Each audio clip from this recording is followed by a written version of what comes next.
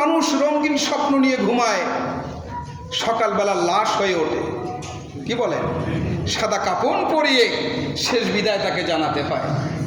এজন্য মুসলমানের প্রতিটা সময় মৃত্যুর জন্য পূর্ণাঙ্গ প্রস্তুতি গ্রহণ করা উচিত। আমার যুবক ভাইরা যারা আছো, অনেকেই রাতের বেলা নীল ছবি তারা দেখে, ব্লু দেখে, ইউটিউব, গুগল প্লে, বিভিন্ন জায়গায় গিয়ে হাবিজাবি নানাবিধ খারাপ ছবি দেখে কিনা বলেন? অনেক সময় অপবিত্র হয়ে তারা ঘুমিয়ে পড়ে।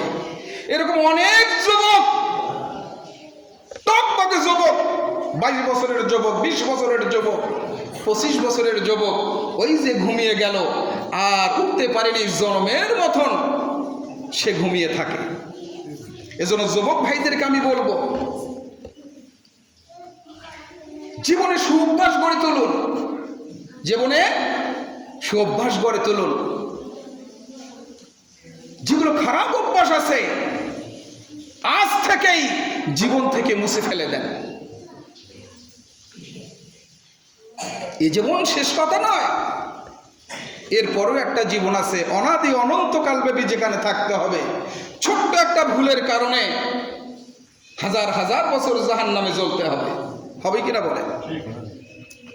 আমার যুবক ভাইয়েরা, আপনাদের ইসলামে অনেক অবদান, আপনাদের রক্তের বিনিময়ে ইসলামের ফাউন্ডেশন হয়েছে।